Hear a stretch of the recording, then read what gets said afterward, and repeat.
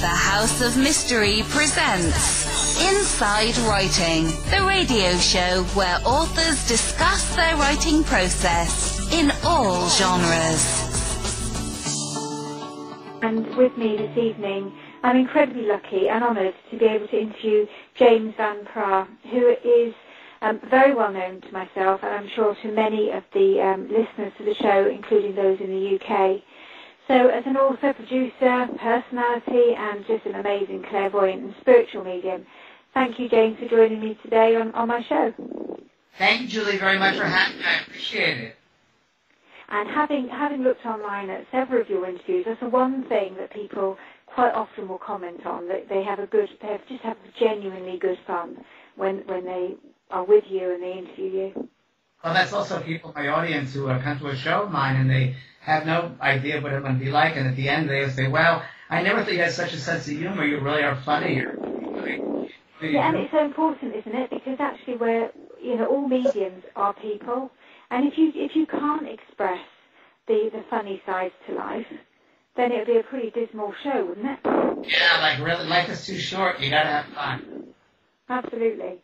So, what coming on to just an understanding for our listeners about yourself, James, and how you sort of fell into spirituality and mediumship. You're called a survival evidence medium. What does that mean to people who don't understand mediumship? What would that mean?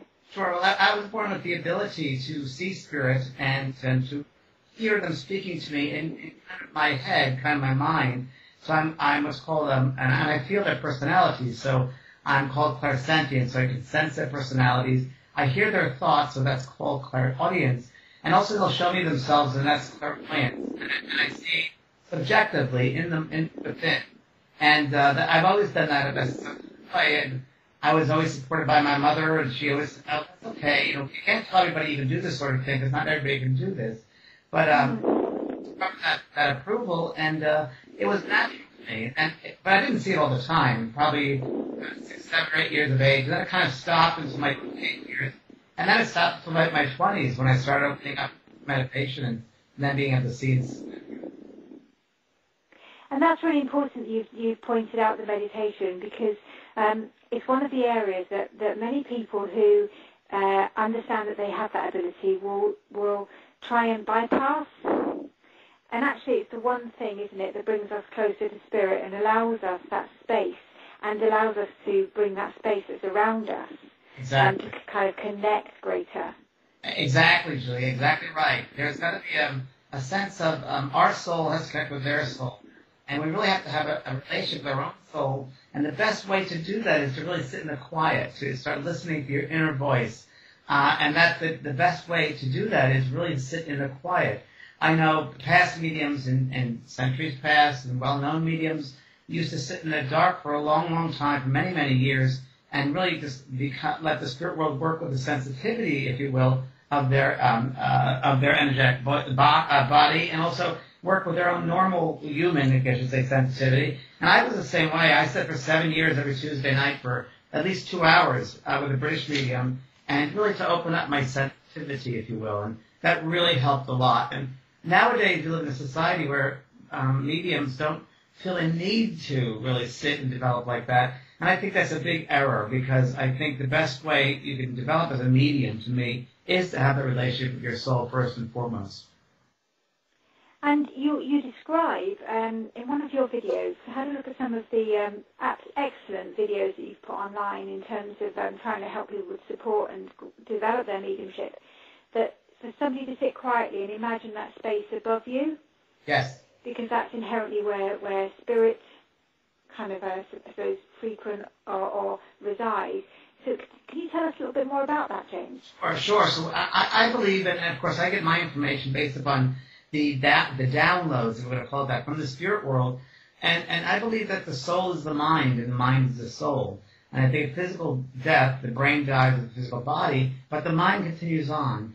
And I believe that this body, this physical body that we have right now, is just about 20% of the soul, where 80% of our soul is outside the body.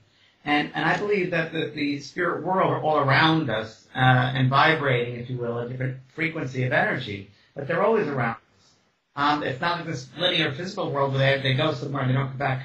They're connected to us in some way, whether it's through bonds of love or a certain commonality we share, but they are always with us. They're with us quite often. So the space around us, if we start paying attention and place our mind to that space around us, that's when we can open up the door to the spirit world and really start beginning to hear them and become one with them. So again, done through meditation, mind journey, focus work, just to open up to that space above us and around us is where they are, and that's how I teach people. And so on one of your videos, you talk about every time we do mediumship, as though you opt in and out of it. So is mediumship for you something that you're able to switch it on and then you do, or is it something that is always with you and spirit can be, if they absolutely need to get a message through, they will just come through? Yeah, so the way I developed as a medium, and I think that the right way to develop correctly as a medium, is to learn how to open up the, if you will, the energetic centers, the chakras of the body. And it's almost as if a radio, turning on the radio and tuning in to the station. So I will, before I work, I will open up the centers, each center. I'll use the rainbow colors, and I'll just open up each energetic center, and then I'll put myself through, like, again, a mindset, or I'll ask a prayer, I'll set an intention to my guides that I am ready to work, now I'm receptive, please begin. Not to say that when you're walking down the street, sometimes the spirit comes to you. Yes, that does happen, but your focus isn't there. The focus is not as clear. So I often say to mediums that are just beginning, you can't always be on constantly, because your adrenal system will burn out. It's very much like a ceiling fan being turned on and leaving it on all the time. That motor keeps on going on and on and on. Eventually, you'll have to it'll burn out if you leave it on. So the adrenal system, the endocrine system of the medium needs to be, if you will, respected and only used when you're going to be doing the work. Now, it's very, very different than a psychic. Where a psychic, we're all psychic. Every one of us has psychic energy, which is intuition, which is the soul's voice. So you can feel energy, sense energy all the time. That's very different than mediumship, which is communication with the higher forces. So everybody is intuitive, and usually we're pretty open psychically most of the time. And that's what they're saying, obviously, is that all mediums are psychic, but not all psychics are mediums. Correct. I wish people and certainly, information that comes to me is much more about validating the existence of an afterlife, rather than and that kind of communication with spirit that can be ongoing, rather than any sort of psychic. I mean, whilst that can become part of your reading, where somebody might give you an indication of a crossroad or a bigger decision that's got to be made and have some influence over that, but definitely the majority of things that come through to me is about that validation. And it's very good to, we were talking before about opening ourselves up to that space above our head and above us, which is a spirit world. And as a medium, as a developing medium, really what you want to do is to learn how to blend the spirit people coming into your own space and let them really take hold of you and you becoming them, two becoming one. Where through the evidence you can tell, I have a lady here, she has brown hair, she has brown eyes, she died around 73, 74, she talks about a heart attack or whatever it might be, you become one with them. So that helps with your blending with and survival evidence. That's really that's why I think using that space to also bring that in blending is important. See, for you are very free and very humble, and you're very giving of support to people. Whilst you've got your own school of mystical arts, and people can pay and be supported by you, mentored by you.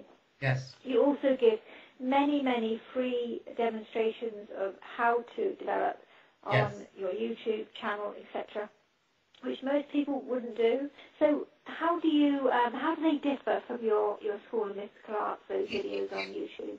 All I would say, Lynn, is why wouldn't they give it away? Because it's certainly not their information. It's the spirit world. It's there to share, because I was given this information when I was first starting, and I think it's ours to share. That's really what I always believe, Julie, that, and this is really interesting, this just came to me very recently. Spirit gave this to me in my head, where they said, you human beings have what's called time. and you borrow time. And just like you might borrow I don't know, some item from your neighbor, let's say a cup or some dinnerware from your neighbor or a friend, whatever you borrow, you want to make sure that you return that item even better than you got it, right? Mm-hmm. The same thing with time. I think we have to return time when we leave this world in a better way. Same with the earth. So we borrow our time on the earth. We need to leave the earth a better world than we found it. And if sharing this information does that, which I think it does, then we need to do that. I personally go into, with my JVP School of Mystical Arts, really the nitty-gritty of the ways, the methods that I've learned how to develop as a medium. That's what I'm sharing with people, how I learned that it would help them. So I just give out what I've learned. That's what I don't keep anything hidden. It shouldn't be that way. To me, it's just borrowed. So one of the most popular questions that mediums get asked, and I'm sure you must hire an answer. Excuse me, Julie, 1 second. I have a message. Can I give you a message? Yes, yes. I want to say happy birthday to your mother, Lynn. Happy birthday, Lynn. Thank you very much. I know she's listening. I want to wish her a very happy birthday. She's definitely listening, and that would have made her day. Believe me, she's a very... my mum is very, very much interested in spirituality. She's never kind of developed or delved into that herself. I think she thought it was quite a natural thing for me to do. She was in the days of Doris Stokes. Sure. Mum was a very, very keen reader of her books, and she was lucky enough to get tickets. I was about 12 years old, and she was lucky enough to go get tickets to go see one of Doris's stage events. And right at that last-minute moment, she wasn't able to go, and I went actually at the age of 12. And you know, for me at the age of 12 to watch this lady come out on stage and give all these messages, I really didn't have much understanding of what was going on. And funnily enough, and weirdly and bizarrely, I was kind of the more spiritually sensitive one in the family. It was meant to be that way, and it's very funny. Doris Stokes, because I will watch YouTubes of Doris Stokes many times before I go on the stage to get inspiration. She was a very humble lady. Yes, a Capricorn lady, very humble. One of the things that I was just coming on to before we mentioned my mum's birthday, and we won't mention her age. But one of the things that we were I was thinking about was that as a medium, we quite often have the same question asked of us, and you hear many mediums give very different answers, and that is what happens when we pass over, what happens when we die. So why do so many mediums report it so differently? I don't know. I don't know what their background is. I don't know. I don't know what their experiences are. I just know what mine are. Really, that's what I can base it on. And I know that for me, my experience of it is that there is no death. So it's very much to leave the body painless. There is no pain in death. It's a change in consciousness, if you will. I think our spirit leaves the body every night we go to sleep in our dream state. I know that when we're met there, we don't die alone, but there's really, if you will, a reunion of loved ones who come to get us. They come to really help us over, greet us.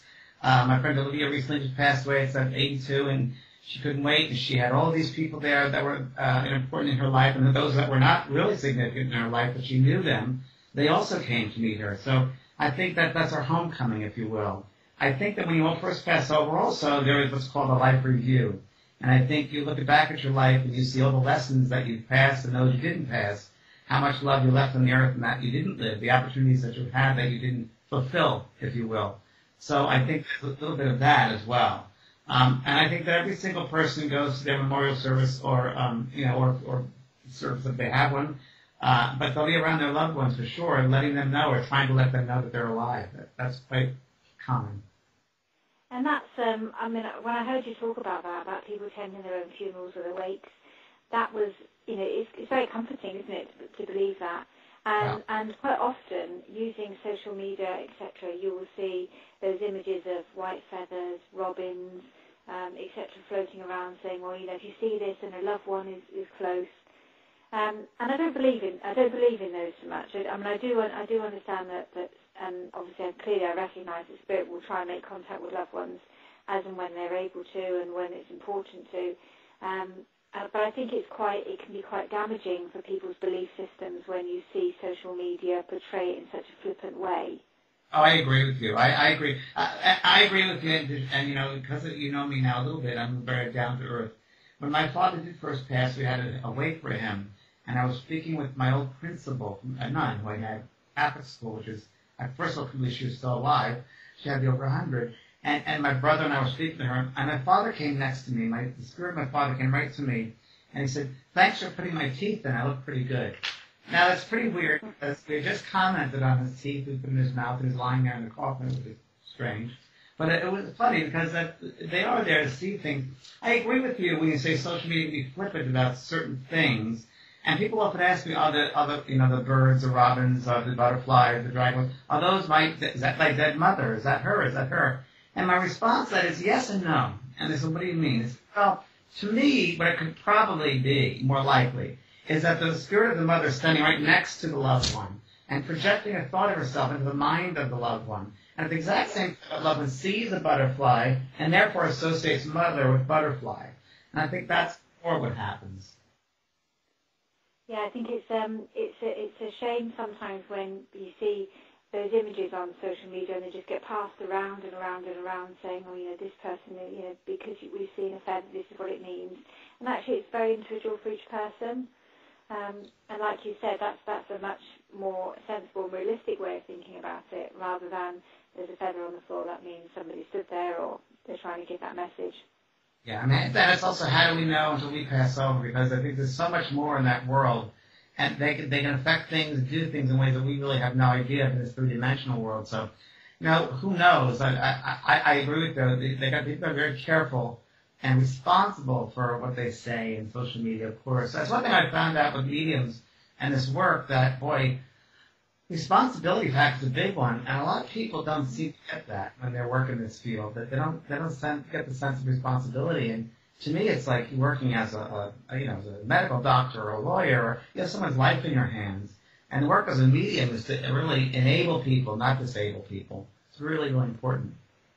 I was speaking to somebody only recently about paranormal investigations, actually, and how we, as mediums, present in those situations. And for me, I'm always saying, you have to evidence everything. Yeah. And I could say anything you want me to say, yeah. But unless it's evidence, you won't believe it anyway. That's exactly right. And so when somebody, again, I'm sure you find the same thing. People send you picture after picture of rooms with orbs, and they're meaningless. And I don't mean that in a horrible or flippant way, but actually in the context of how they were taken, where they were taken, what they meant to that person, what was happening at the time, is very much, for me, I would need to have a very balanced view over it. Yes. Whereas some mediums would say, absolutely, orbs exist, that's clearly what's happening there, because they're reacting to the belief system of the individual presenting the picture. Yes. When I say to people to send me orb pictures, I say, well, what did you ask the orb when you saw that, or you had the first reaction? Did you send that a thought, and what was the thought that you received? Have a little more discovery in it, not just accept it for what right there. It's some phenomena, but I don't know necessarily if that's the loved one. So I'd like more investigation to be done. Exactly, yeah. And I think that's really, it's very important that we remain evidence-based, because that's how we I think, improve the communication that we have. It's how we then evidence that life goes on and that people can communicate. And as you said yourself, there's that. The detail is what's important. If people go on stage or they go into one-to-one readings and they're offering blasé, vague comments, it's meaningless. Yeah, and it has to be very, very particular. As we say in the U.S., and forgive my English here in the U.S., it pisses me off. I'm sorry. Yes. It makes me very angry that I see that. I see that a lot. And there are these mediums who say they're mediums, but they're really just psychic. They're not doing medium, they're doing psychic work. I have a lady here, she loves you very much. I'll leave you with that. Like, what does that mean? I mean, it really gets, because you really have to work hard to do the work, and it's got to be evidence-based. Yes, a medium will every once in a while fall down into the psychic, but there's got to be some evidence coming out of that immediately. I'm very, very skeptical. People find it very funny that I'm skeptical. And they say, well, I'm skeptical. I said, how could you be a skeptic? I've all these years of doing this work. I said, I'm very skeptical of others who say they do the work because they have to prove it to me. I went to a place called Lilydale, which is Lilydale is a spiritualist camp in New York, very famous place. And I went there with the head of Lilydale. We went to watch the mediums up in called the Stump. It's an outside area. And they had guest mediums go on. And they were all reading psychically. And I said, this isn't good. And she goes, isn't it terrible? I said, the quality is very, very bad. I said, you can't have them call themselves mediums if they're just doing psychic work. This is not what mediums should do. It's really irresponsible. And it's, I think it's wrong to do something like that. That's always been my thing and doing this work. Where like I'm against those people who say they are mediums, they're just reading psychically. I find that not like that. Sorry. No, I totally agree with you, and I think it's as a medium, it's that sort of almost perfect information that you see makes such a huge difference to somebody that absolutely keeps you focused and keeps you wanting and committed to doing the job that you're doing in the right way. And I remember saying to you before that I remember being on stage and somebody was in the audience who said I didn't know this person. And I was talking about her late husband. And then as I was just about to go, I had to give her the word. The word was viola, and I wasn't sure what the word meant. And I said, I just need to tell you this word. It's a very important word to you. And she said, it is. And she burst into tears. And she said, it's the word that myself and my husband agreed that whoever would go first, we would give permission to the other person to have a new relationship and to move on. Wow. She said, and the word was viola. Wow. She said, and I've met somebody, and you've just given me the word. Now, it's information like that leaves you feeling so humbled to the power that Spirit has in being able to communicate that clearly. And for that person, her whole life had changed in that moment. And that's what it's about, isn't it? That's exactly what it's about, right there. Absolutely. So I think I also remember saying to you that I went for an interview for Psychic TV some years ago. I thought, well, I'll go and see what this is like. And you have to go through a series of tests. So I did all of that. But when I went through to the interview in the studio, it was the same studios as Babe Station. And I don't know if you've seen Babe Station, but Babe Station is almost like a soft porn site on the television where women gyrate with a phone in their hand. Oh, Mum. Ring me. And I remember going in thinking, well, I'm in the wrong place. And I said, oh, no, Julie, come on in. And so I went into this interview for Psychic TV in a place where women were going up and down on poles. Oh, my God. And they offered me some work on their channel. However, you weren't allowed to use the word medium. You weren't allowed to use, you were only allowed to use the word psychic. You weren't allowed to use the word medium, and you weren't allowed to say who it was that had come through. Wow, what's the point? So at that point it was a no-go for me, because that's not what mediumship's about. Wow. So I didn't do it, because I just didn't think it didn't live up to the values that I think we should be holding. Yeah, exactly right. Exactly right, yeah. People's idea of mediumship and psychic work is very different. It really is what it really is, I think.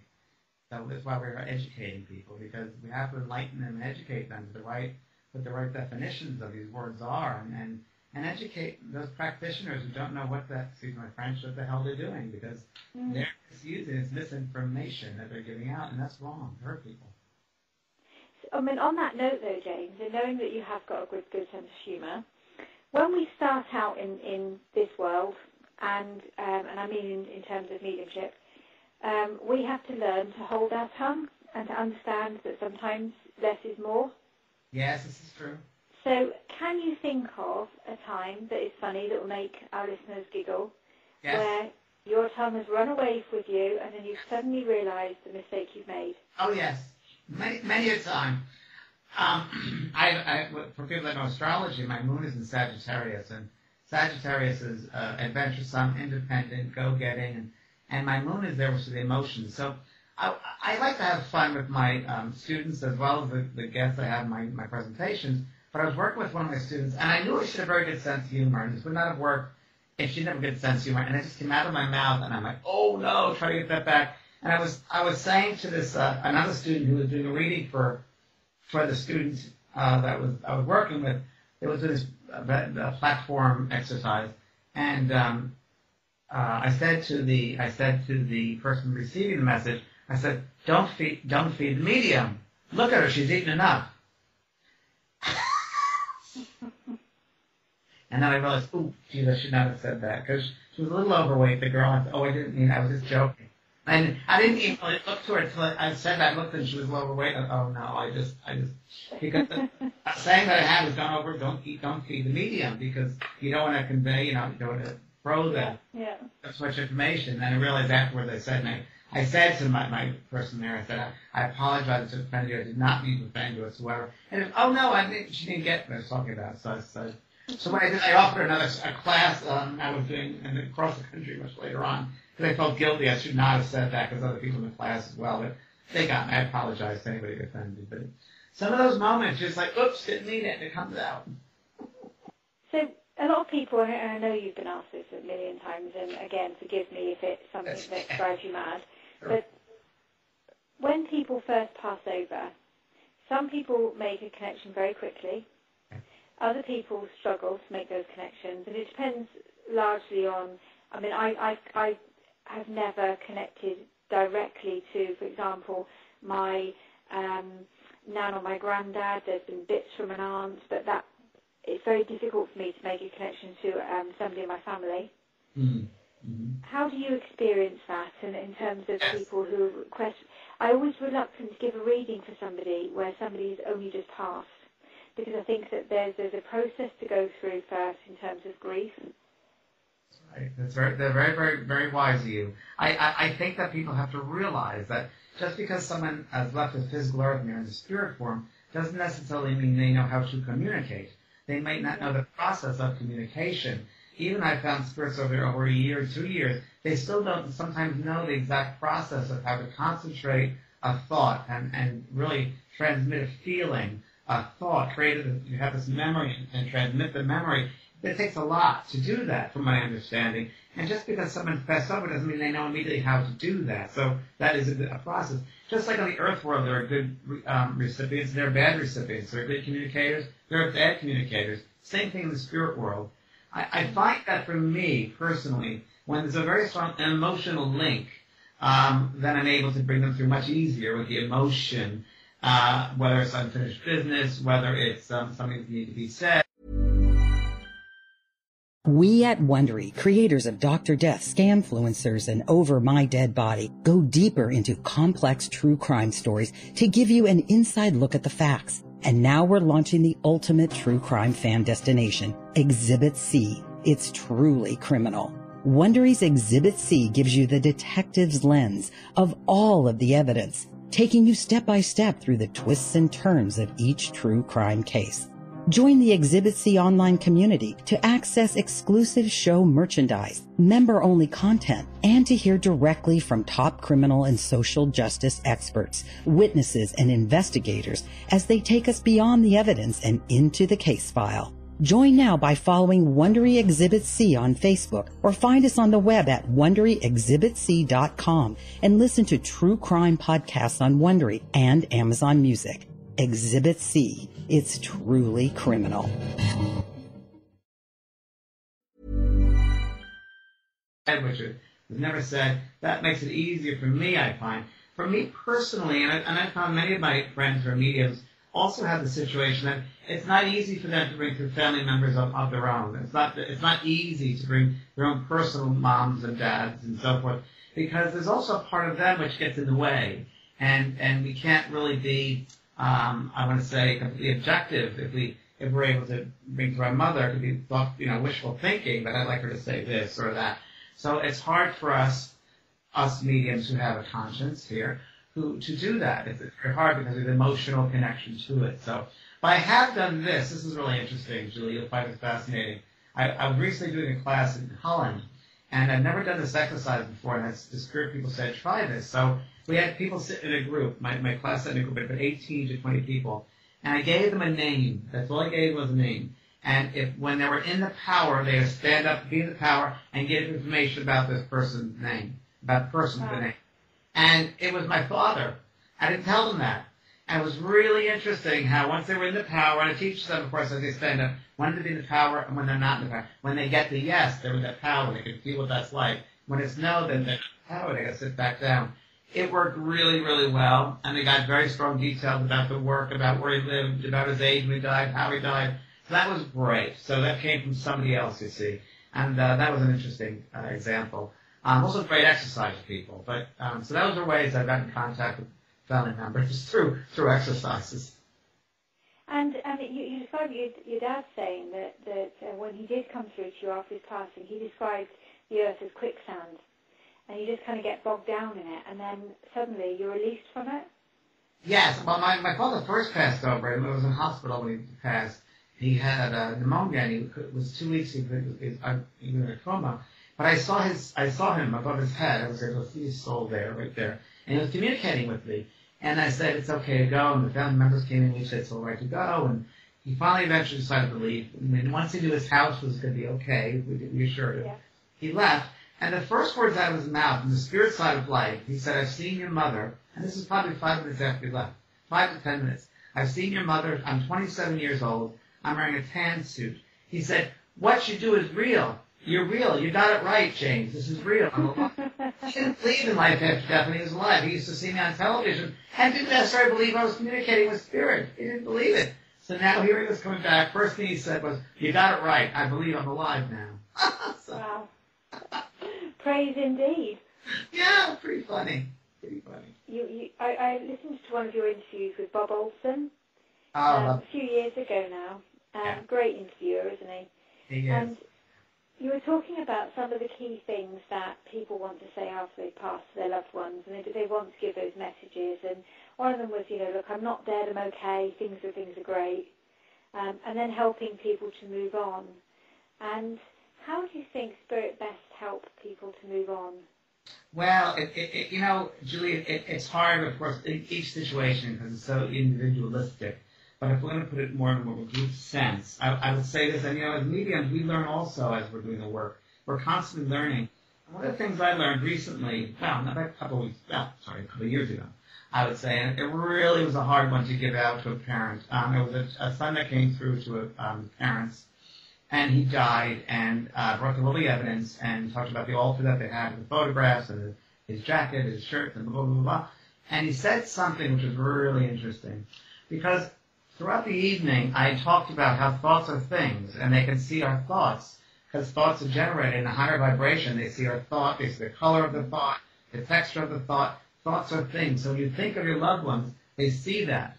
And he said to his parents, Mom and Dad, I died once. Don't make me die every day with your thoughts. So that was really hard to say, but I had to say that for this boy, out of respect to him. And it makes a lot of sense to everyone that hears it, because we have to realize that they hear our thoughts, they know our thoughts, and they're alive. They're not a figment of our imagination. They're very, very much alive.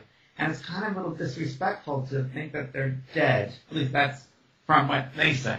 Of course, being in the human world, it's hard for us in the physical world because we want to see it. We want to see it with the physical eyes, but we can't. It's really a test of faith. But the most important messages have been ones that I'm not dead. I hear your thoughts. I hear your prayers. I don't want you to hold back your own progression of life. I'm here to help you. Sometimes they talk about, I had to leave to help you with your soul's journey. For the rest of I'm destined to now be in this side of life to help you to progress on your journey on the earth. That's why I had to leave. So it's all these different messages about life is not over, life has just begun. This is only a temporary time that we're not going to see each other, but I still influence you every day. I'm around you every day. You don't need to put a picture of me out. You don't need to say a prayer. I hear you. I'm there. You don't need to go to the graveyard or stare at some ashes. That's not who I am. So it's all about moving on. It's all about them helping us with our life. Sometimes I've had, Julie, which is really interesting, spirits come through and have said, you died in a past life first, and I had to wait around, and now it's turned around. You have to learn what it's like to stay around. I had to go on. That's happened before also, which I thought was very startling and really interesting. That and past life regressions that has come through, and the spirit messages that's come through before too, which I thought that's fascinating, especially if someone doesn't believe in reincarnation. So you never know. Absolutely. So, I mean, one of the criticisms, I suppose, of mediumship is that people naturally go when they're grieving and when they want to hear something. And I know that you've touched on it previously, where you've talked about how it's very hard for spirit to come through when somebody is so wanting of a message, because it can block that message from coming through. Yeah. And that's how obviously sometimes other family members might get the message when it's been another person that's really wanted it. Yes. And I think because that is, we're working with people who are needing direction, or they're needing reassurance, or they're needing permission to move on. How can people tell whether the person they're going to is the right person? Well, just a couple of things I could just go back to what you said, because you said some really important things there. Number one, when you go see somebody, or like you said, if you go to see a medium for a reading, a session, you try to be as open-minded as you can, in that the more you, and a lot of people think this, that the more they think of their loved one, come to them, they're actually blocking the space. They're blocking that space for the spirit to come through. It's very much like a garden hose. When you're watering the garden, if you have a crank in that hose, the water can't flow. It's the same thing with the space that's around the medium. The more you try to force that energy, it'll block, and it's harder for them to come through. So they will tend then to go to somebody they can get through, whether it's a family member or a friend. And when we least think of them, they'll come through. Like we're driving the car, we have a thought of them. Or in the shower, we have a thought of them. They can get through that way. So the best way is to be open-minded. How can you help them by giving them directions before they go see a medium? They should have some kind of directions in that. Maybe you can put a picture out of the loved one a week before, send out a thought, write a letter to them, say, I'm going to be at a meeting at this particular time. Please try and be there. You've done it. You've sent out a thought. Go get the message. The more you do it, doesn't mean the more they're going to get it. They got the message on. Let them work on the rest of the experience. And that's it. And go to somebody for a reading. If you're going to go see a medium, somebody who's referred to you. On my website, I have a resource page, and it's only those mediums that I've tested myself. And I take them on and off constantly. They're constantly being tested because some have not developed further, and they should, and they haven't, so I take them off. So it's you really should be referred to somebody. I also said, Bob Olson asked the exact same question. I also think price-wise, monetarily, I think it's an average price. If that's what should be paid, that's fine. If it's extravagant, I would say no. It's an exchange of energy, so if you feel that it's right exchange of energy, that's fine. And thirdly, I'd say pay attention to what comes through. Are there at least 5 pieces of evidential, detailed information that no one would know about?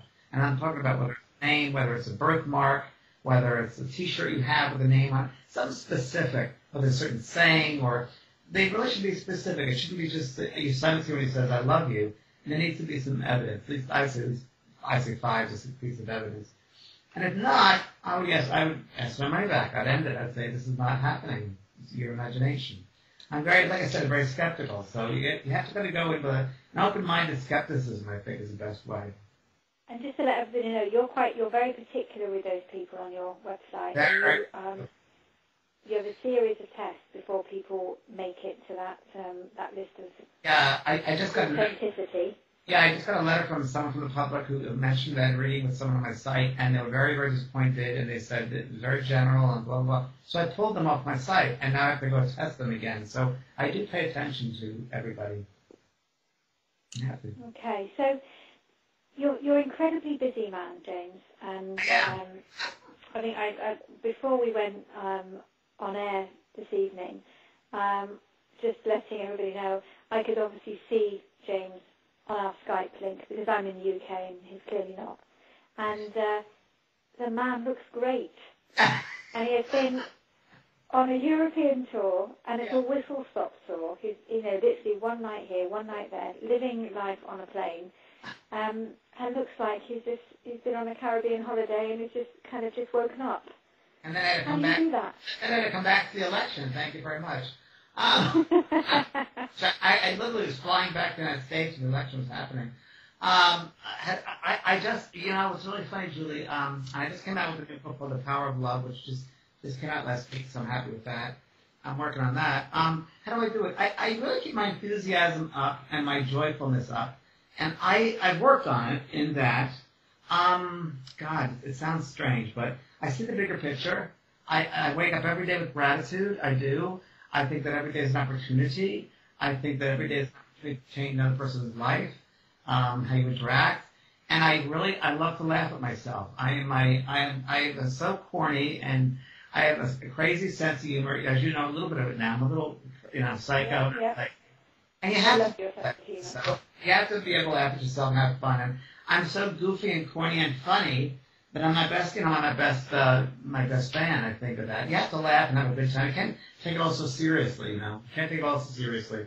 And I love what I do. You have to love it. You have to be passionate about what you do. And I've been 35 years of doing this work, and I'm very happy with how the state of things have been, in the world, and things have changed a lot. And as far as mediumship and spiritualism, and much more accepting than it ever used to be. And so I think I've done my part, and I'm very happy about that, and I continue to do some more. And I think it's good. I think that's how. And I take my vitamins. And I drink wine. I like the wine. I drink dirty martinis. And so martini, wine, vitamins, and joy. And laugh a lot. You have to laugh a lot. And laugh a lot. I had a man recently. I did an event at my last event of the year in Phoenix, Arizona, and there was a man that came up the stage. It was very end of the weekend. He said, "I just want to say that when I saw you 15 years ago, you were so lovely, and all you wanted to do was have a dirty martini." And he said, "I want to know, after the 15 years, I was bought you a dirty martini," and he brings it onto the stage and gives me a martini. And it was fabulous. It was the last event of the year, and I said, "Well, thank you. That's very, very sweet." And that's how he ended the year of my event. So that was very kind. It was fun. And that's how you know you're up there and you've made it, James. Yeah. When somebody brings you drinks onto the stage. Yeah, really. That really was amazing. I really appreciated it. That was really something to do that, and have the thought to do that to someone. I love it. And remembered that and held that, and that was important to him for that amount of time. I appreciate it. Yeah, it's amazing. When I did Ghost Whisper, that series, we did that, and it was very successful. And I was very, very upset at the beginning when they make them creepy and fearful and all that. And I went to the head of the network there, and I said, I have a hard time with this because people are going to be frightened. Spirituality's work should be frightening. I said, I'm not going to do the show. I pulled myself from the show. I said, I will only stay in the show. I said, then you stay associated with it. And I said, I'll only stay in the show if you, at the end of every episode, you leave it where there's a healing that takes place. Whether she brings them to the spirit world, or love is the answer, whatever it might be, there's a healing. And that's why I want to leave the energy with the audience. I said it in terms that Hollywood people understood. And she goes, okay, we will do that. So at the end of every single episode of The Ghost Whisperer, there's a healing that takes place. And she brings that spirit into the light. And that's my thumbprint on it. That's my fingerprint on that show. But I had to fight a lot just to get that point. I had to fight a lot. I remember once they said to me, listen, we want you to go change for costume. I said, change for costume? We need to show more cleavage. I said, you need to show more cleavage and Jennifer Love Hewitt? They said, yes. We want to get the men who buy the cars to watch the show. And I listen, this is my world. I don't know their world in Hollywood. So we worked with the costumer. They lowered it a little bit. Tell you, Julia, I was shocked, but it worked. It worked. I got to say, it worked. They got a lot more male demographics, and it was like shocking. And they got the demographics just by doing that. So, I mean, they know their work, but, it's a fine line between, having responsibility and complete recklessness. It's a fine line you got to always be aware of. And even nowadays, they have reality shows. Like, I know over there you have Therese Caputo, Long Island Medium, I think, is now in the UK. And she's a good medium, nice lady. I met her once. I don't know if she's totally on all the time. I mean, they don't show that as a producer. I don't know if I should say to the audience, listen, she walked into a nail salon, and obviously people don't have microphones on them all the time. So when you portray as her just being right there and she just does it, and people have a microphone on, you got to ask yourself, well, they can have microphones on if it was real. So it's portrayed that it's real. She goes in beforehand, she makes her contact, she will make the contact, but then they go back and mic out the person who's receiving it. So it's just how they portray it, and it's just, to me, it's a little, it's portrayed not in the best way. But the spirit, when I asked them about that, they said, James, think of the bigger picture. The bigger picture is people are watching these shows and questioning life after death, that there's life after death. So I said, yes, that is true too. The bigger picture is they are questioning life after death. Where 30 years ago, they didn't have shows like that. We have quite a few shows here, and one in particular where they've had a range of different mediums enter on different investigations, and I think they're quite short-lived mediums. One of our mediums lasted quite a few series, but apart from that, it's quite short-lived. And one of the guys actually stepped off the show and put a public notice out on social media to say what is being asked of is not real, and I can't do that because I have to respect spirit. And he was, well, very clearly, he was very quickly axed, and everything has come off of social media for risk of sort of litigation, etc. But he spoke out, and I respect that completely. Yeah, I left shows, a couple of shows where I refused to do it because they put one in the can, they retaped it, and I found out that they knew things before, and I said, listen, I'm not going to be associated with anything like that. This work is too sacred, so you can't do it. Yeah, it's important. It's important, again, it's a fine line. You have to be very, very respectful, and it's sacred to me. It's very, very sacred work, and you don't want to make it, it's entertainment, but yet it's sacred, so it's like, a fine line, between the two. But if you're going to teach people, and I think television can be the greatest medium there is, because you can reach millions of people and help to educate.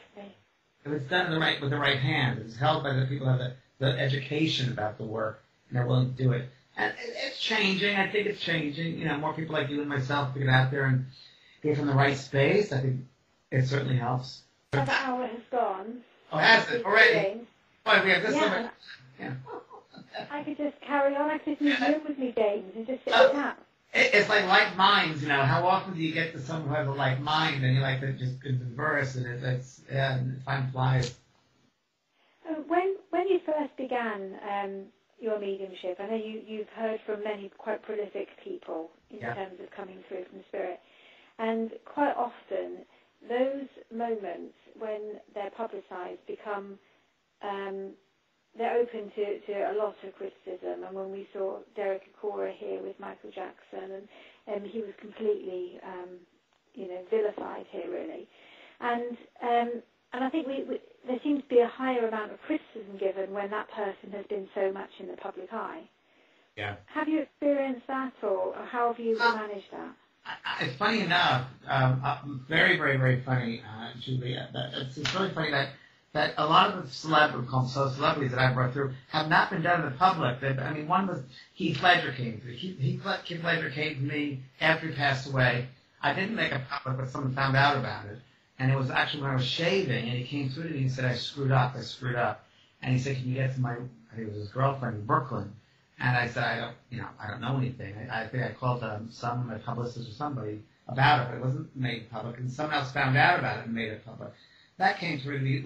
Lucille Ball came through to me once, and she said, I was always a fan of Lucille Ball. I loved Lucy's show when I was growing up.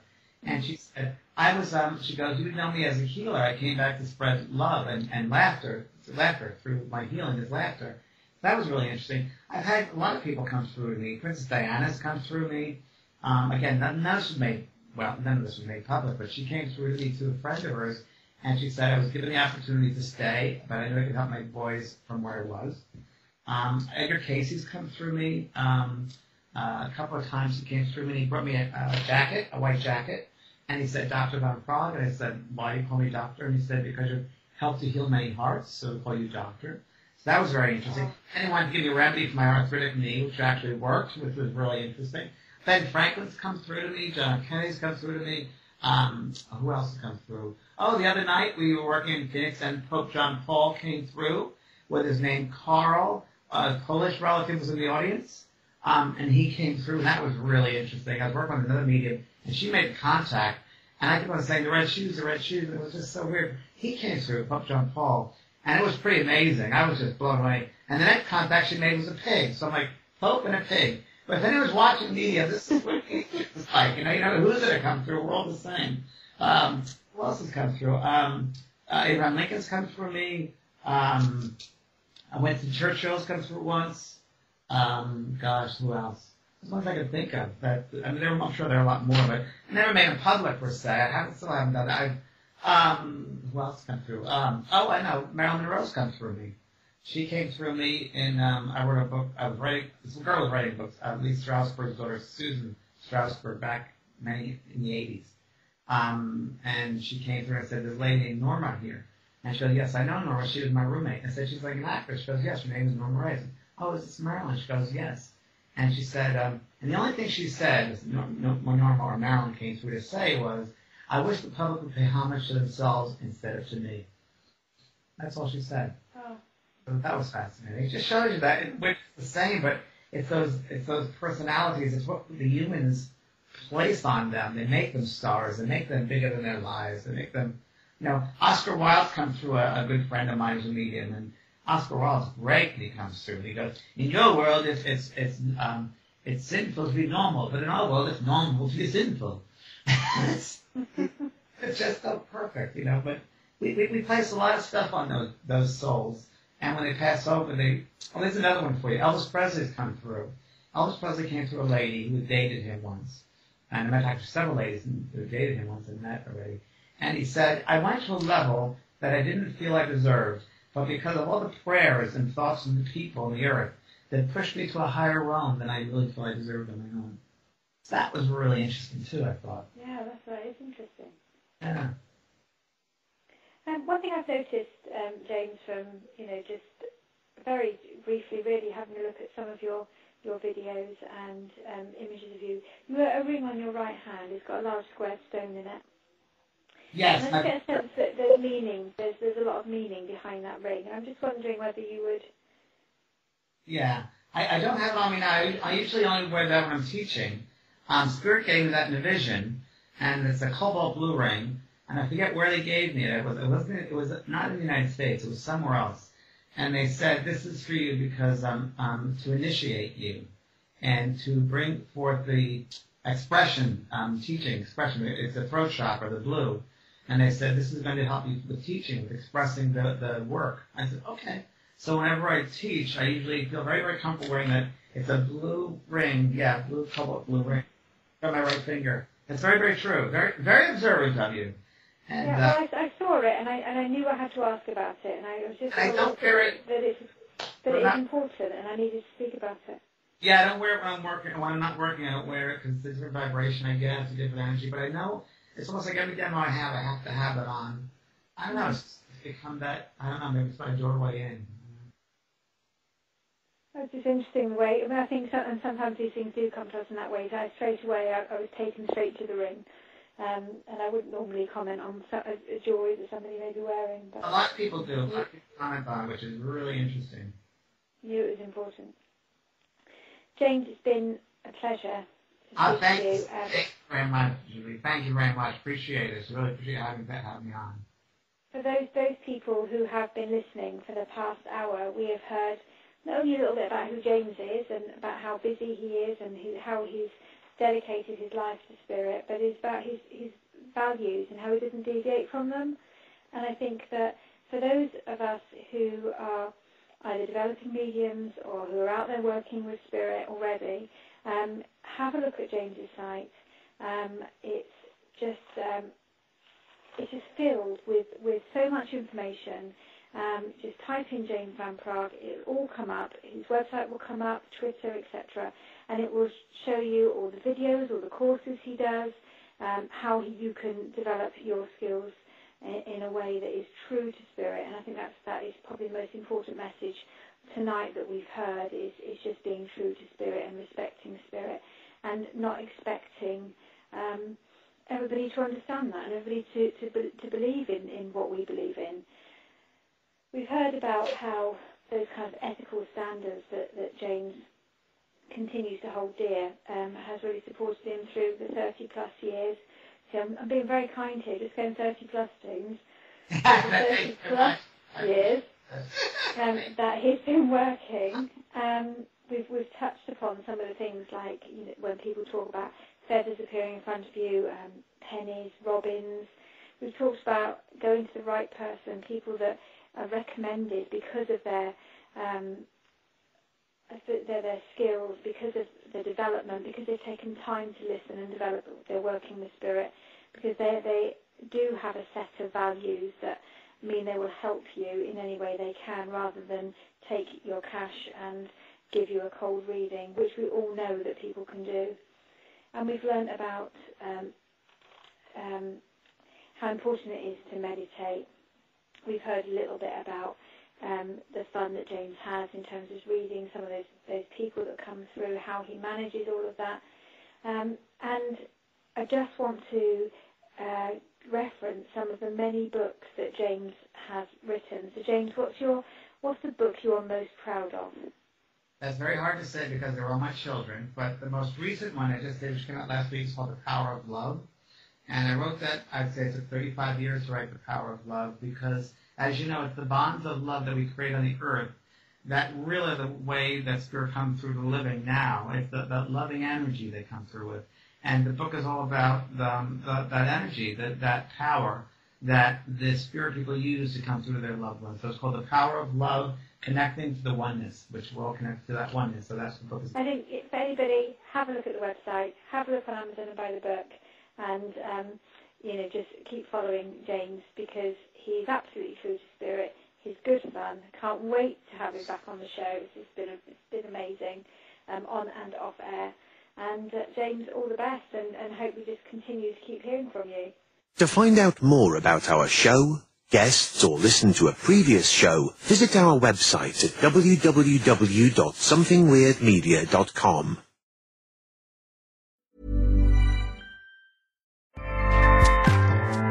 Acast powers the world's best podcasts. Here's a show that we recommend. Hi, I'm Christopher Kimball, host of Milk Street Radio. If you'd like to change the way you cook and also think about food, please check out the Milk Street podcast. We travel around the world to find pizza in Tokyo, Egyptian food in Berlin, and Bhutanese farmers in Vermont. We speak to Jamie Oliver, Rachel Ray, Al Roker, Ina Garten, as well as Michael Twitty, Marcus Samuelson, and Alice Waters. And we'll introduce you to recipes that will change the way you cook, from bright pink Tottenham cake to Afghan dumplings to shoyu sugar steak, and that one is direct from Hawaii. It's a whole new world of food right here on Milk Street Radio. Please check us out on iTunes, Spotify, or wherever you find your podcasts, or go to 177milkstreet.com. Acast helps creators launch, grow, and monetize their podcasts everywhere. Acast.com. You've been listening to the House of Mystery radio show. To find out more about our guests, hosts, or shows, go to www.houseofmystery.com. Show's over for now. Was it as good for you as it was for me? Well, good night. This has been a production of Something Weird Media. I'll be back.